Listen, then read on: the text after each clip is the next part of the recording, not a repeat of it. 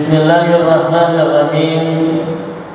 Wa min sunanis salati al-khusyu' wa tartilul qiraati wa tadabburuha wa tadabburul dzikri wa dukhulu fiha bi nashatin wa bi faradil qalbi.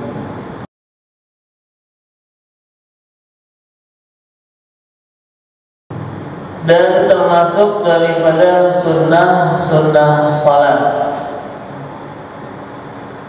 Yang pertama adalah al-khusyu'.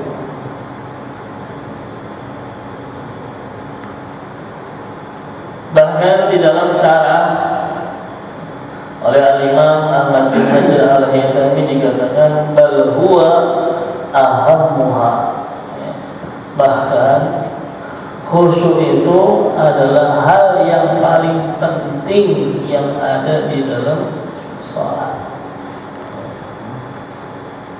Kenapa? Lianna faqdahu yujibu adama thawabi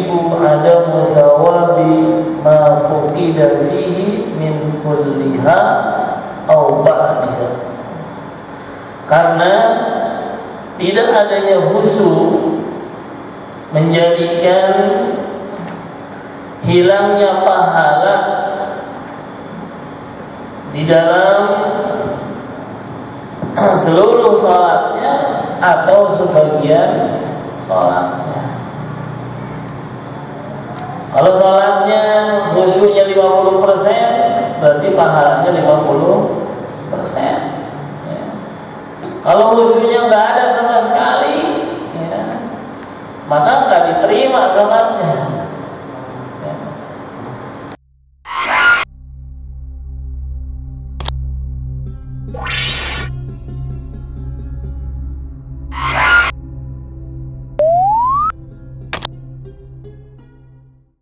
Kenapa? Karena nggak ada pahalanya sama sekali. Minimal ya, di takbiratul ihram ya.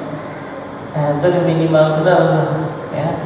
Pas takbiratul ihram Allahu Akbar ya. Ya makin banyak makin bagus ya.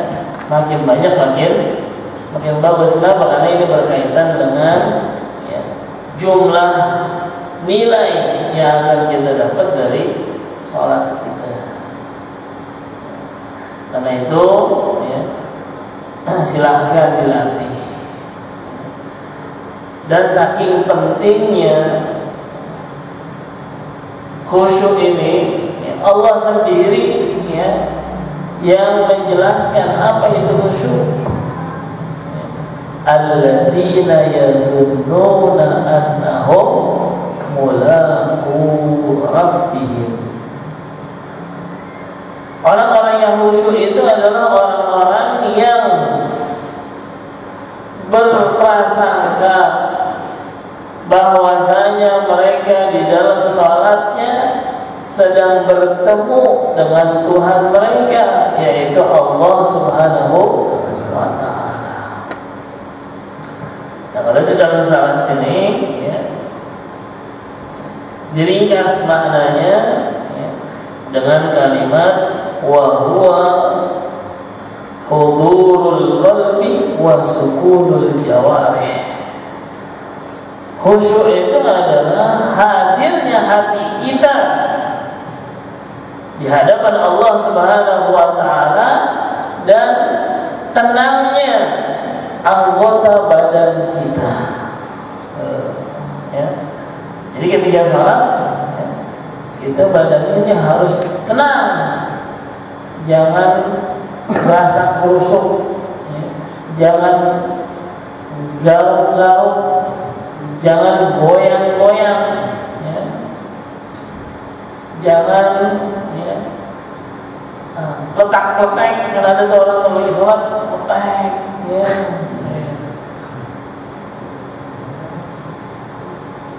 atau mungkin ya, sambil ngupil kalau di sholat ya, kadang hidungnya gatal ya, subhanallah.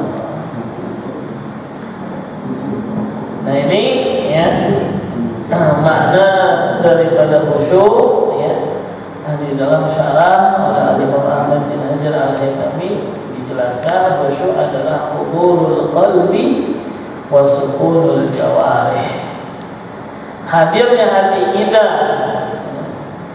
di hadapan Allah Subhanahu wa taala dan tenangnya anggota badan kita. Kenapa?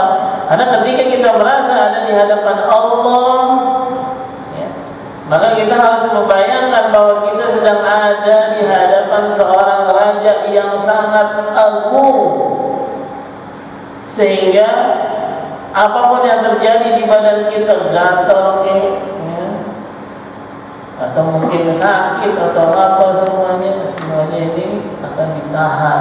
Kenapa? Karena serasa malu di hadapan raja yang agung. Kira-kira bisa apa? Ya, kalah kita sama semut. Ya. Kalau semut gigit, udah langsung gatal. Nah ini harus kita tahan. Ingat bahwa kita ada di hadapan Allah ya. Nah sepantasnya kita harus melatih ya.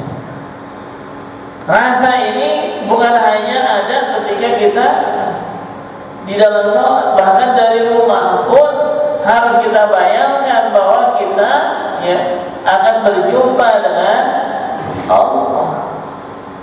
Sehingga nanti sebelum keluar rumah kita akan ngaca, baju kita pantas gak ya? Muka kita dekil gak ya? Ya. Sehingga ketika kita keluar sudah dalam kondisi ya, cakep, dan itu pun sesungguhnya ada diperintahkan oleh Allah. Apa perintahnya? Ya bani Adam khudhu zinatakum inda kulli masjid. Wahai anak manusia,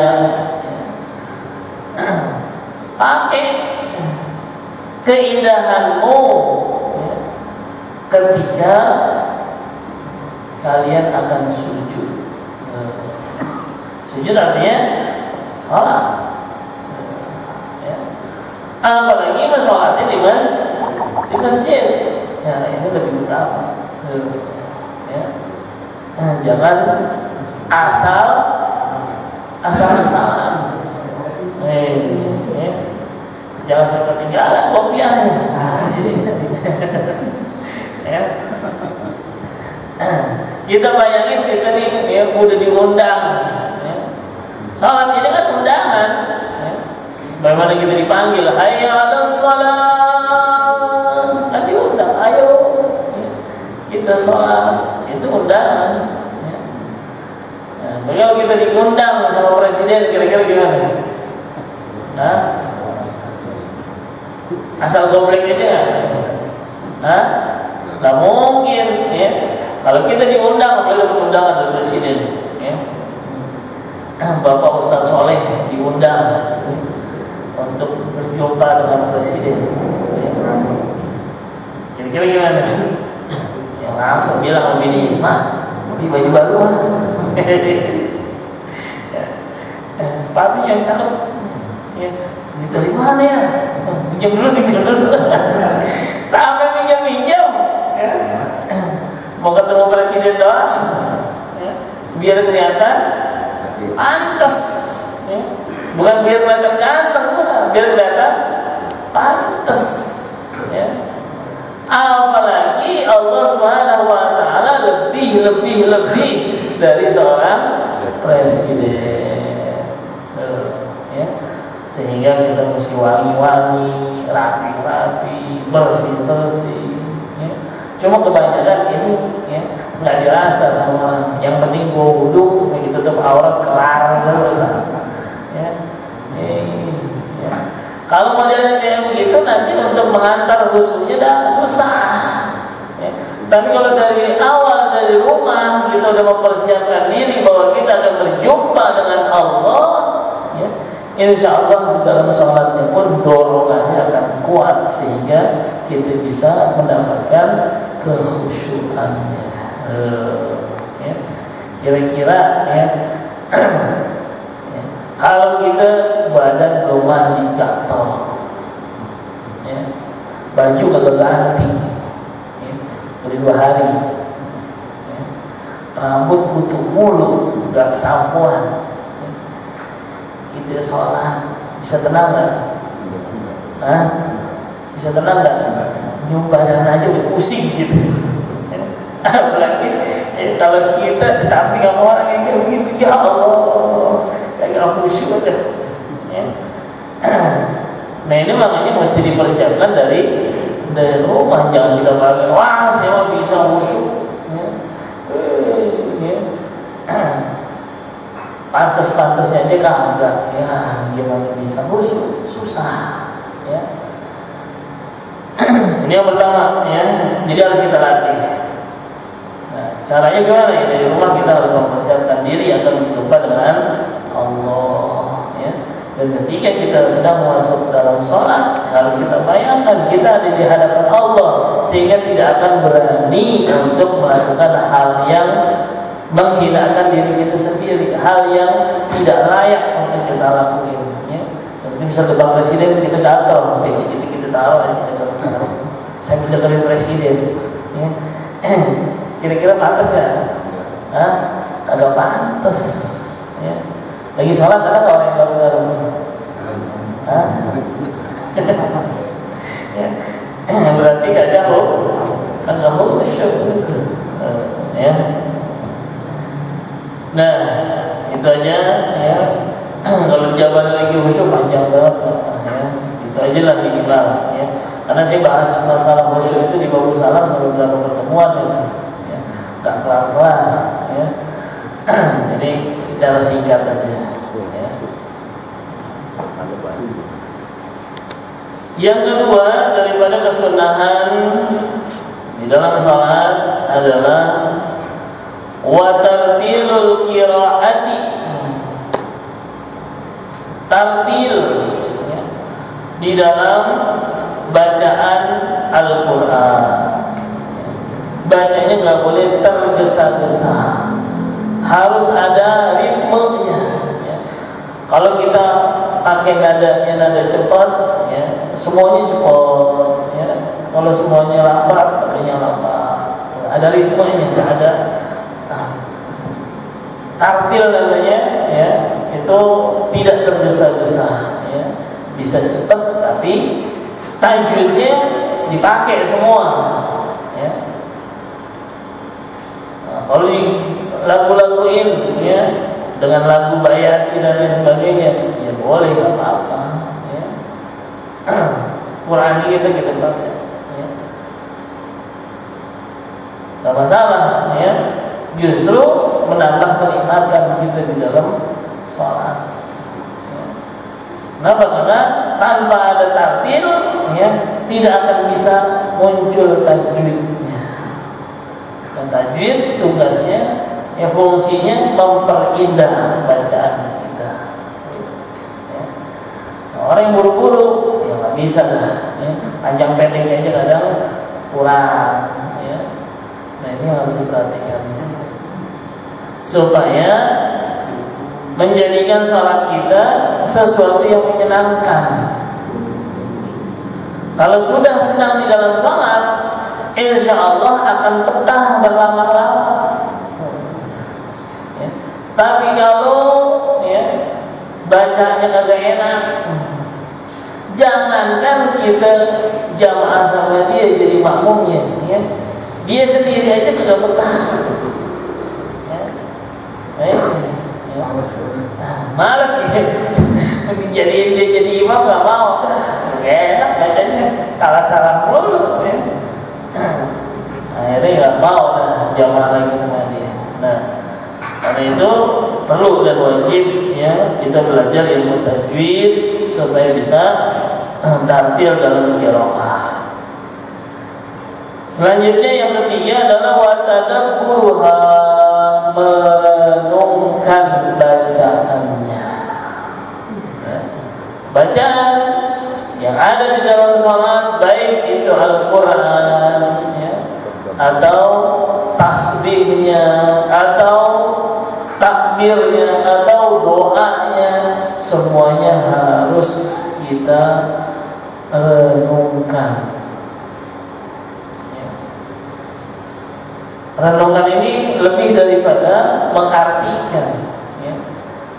Memahami ya, bacaan kita, ya, kemudian membayangkan ya, apa yang akan kita dapat, apa yang akan hilang ya, kalau kita ya, membaca ayat-ayat ya, yang ada ayatnya atau yang ada siksanya atau yang ada rahmatnya. Nah ini dihadirkan ketika baca ayat-ayat rahmat ya, kita bayangkan ya Allah ya, semoga kita dapat rahmat. Ketika baca ayat-ayat azab ya, kita bayangkan ya Allah kita makhluk yang lemah ya, janganlah ya kau jadikan kesalahan-kesalahan kita sebagai ya, modal Allah nyiksa kita ya. Mohon perlindungan dari Allah Subhanahu wa ta'ala. Ini ya, hasil daripada merenungkan bacaannya ya. Nah, kenapa? Karena salat ini fungsinya ya, inna salata tanha 'anil fahsya wal munkar. Salat ini fungsinya adalah mencegah manusia dari perbuatan keji dan munkar. Nah, ini bisa didapat kalau ya, bacaan-bacaan di dalam salat kita bayangkan, ya, kita renungkan, sehingga selesai dari salat itu akan terngiang-ngiang, akan ingat, akan terbayang-bayang. Oh iya, ya, kita punya Allah. Ya. Nggak boleh berbuat hal yang dilarang. Oh iya, kita ada Allah, nggak boleh putus asa. Ya. Oh iya, kita ada Allah yang bakal nolong kita, jadi punya semangat. Ya. Nah, ini hikmah atau hasil yang kita akan peroleh kalau kita merenungkan bacaan-bacaannya.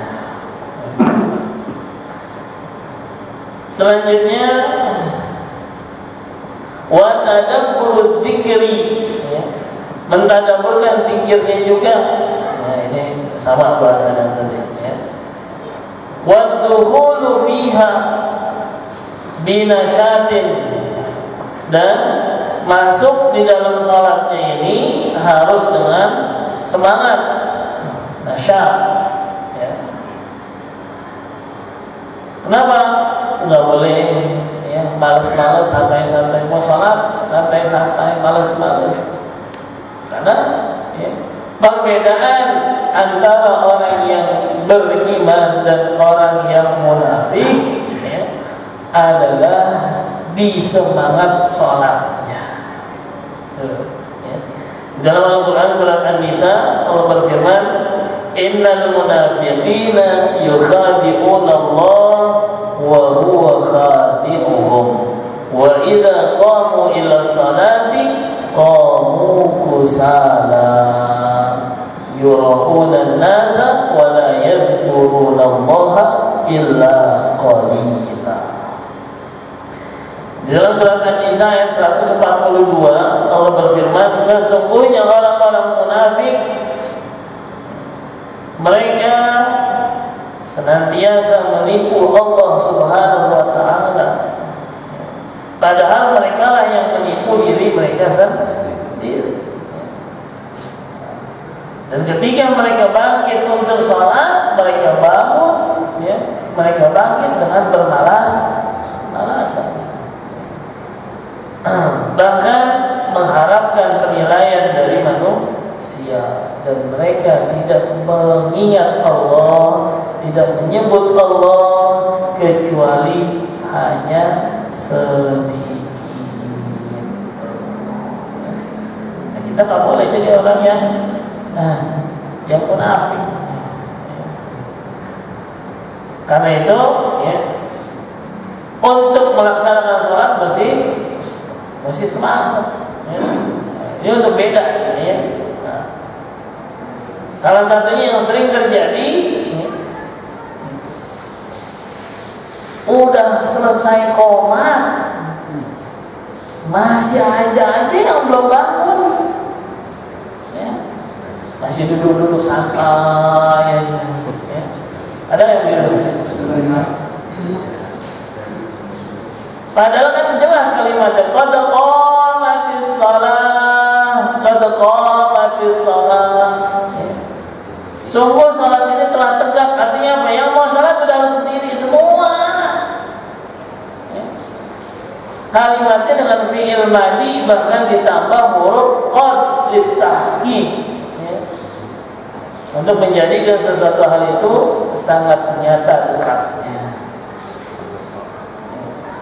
Ini selesai qomat masih santai ya. Kenapa? Imamnya belum maju ya. Nah ini salah juga ya, nggak ngikutin sunnah yang kemarin. Harusnya Pak Imam ya, maju dulu di depan, baru kasih perintah ya qomat. Ini imam dorong maju.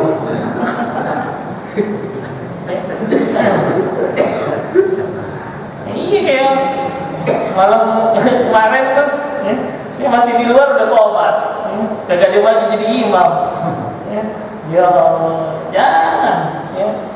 Imamnya maju dulu ke sini ya, baru kasih instruksi ya, ayo qomat ya. Kalau saya di pesantren membiasakan sama anak-anak ya, imamnya sudah maju ya, santri-santrinya diri dulu sebelum qomat. Sebelum qomat udah diri dulu ya. Nah, nanti setelah qomat ya udah pada siap rapi ya. Nah, makanya tolong nih ya, jangan begini ya. Pokoknya yang namanya imam ya, kalau memang ya, ya dia punya kemampuan untuk mengimami walaupun belum dijadwal, maju dah ya. Dorong-dorongannya sebelum qomat. Ini dorong-dorongan mau qomat, dorong-dorongan ya, jangan ya. Maju ya. Udah kalau bisa bikin jadwal sih ya, supaya yang punya jadwal yang nggak sungkan maju depannya. Nah, ini jadwalnya. Nah, kalau maksudnya udah ketahuan siapa-siapanya ya.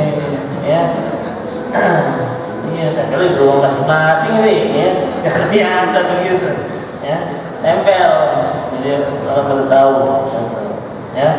Nah ini penting, kenapa? Karena ciri orang yang beriman masuk ke dalam sholat itu dengan penuh semangat. Nah ini mesti diawali dari imamnya ya. Imamnya udah duluan sebelum qomat ya, dia udah diri ya. Imamnya belum ada, imamnya masih duduk ya. Nah udah qomat, berantakan udah ya. Nah, akhirnya apa?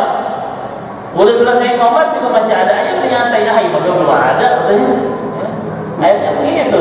Nah ini pendidikan kita yang akhirnya mengacaukan mereka juga ya. Makanya tolonglah dibenahin yang masalah ini ya. Nah yang terakhir adalah wa faraghul qalbi. Masuk ke dalam salat harus dengan hati yang kosong ya. Hatinya harus kosong, jangan keisi tanda tanya, jangan keisi ya, apa namanya, pertanyaan-pertanyaan atau sesuatu yang menggelitik hati kita, pikiran kita ya. Contohnya misal ya, sholat bawa handphone ya. Sholat bawa handphone ya. Giliran qomat ya, bunyi pesan masuk ping ya. Mau sholat dimatiin, dia lagi nungguin siapa yang mau beli ini barang ini ya. Nah itu akhirnya di sholatnya mikirin tadi siapa yang SMS ya, siapa yang WA ya. Aduh, ada ping tadi dibuka aja dulu ya. Nah ini berantakan udah akhir salatnya, mikirin ya, pesan yang belum dibaca, ya, WA yang belum dibaca. Jangan ya. Makanya untuk salat ya kalau mau bawa handphone ya nggak usah pakai perintah. Dari rumah handphonenya udah di silent ya. Dari rumah kalau bisa handphonenya sudah di ya, mau dia terbang supaya ya, nyalahinnya nanti selesai sholat baru kita nyalahin. Jangan gitu sholat mikirin aduh apa nih pesennya, jangan-jangan pelanggan kita nih ya, udah lagi pesen barang, lagi nawar barang, lagi ini, wah hilang dah rezeki dah ya. Ya. Pokoknya hal-hal dunia yang mengganggu kita, yang menggantung urusan dunia kita, ini kelar dulu ya. Dari rumah periksa dulu handphonenya, ada nggak yang perlu dijawab, ada nggak, ada, kelar jawabin ya. Nah, udah kelar jawab, tutuplah kunci ya. Ya, kalau perlu matiin dah ya, baru bawa. Ini mah enggak, ya, udah komat masih lihat handphone lagi. Aduh ya Rabbana ya. Akhirnya khusyuknya susah, hudurnya susah, tenangnya susah, pikirannya kemana-mana ya, nggak dapet lah ya. Cukup materi kita sampai di sini ya, mudah-mudahan bisa difahami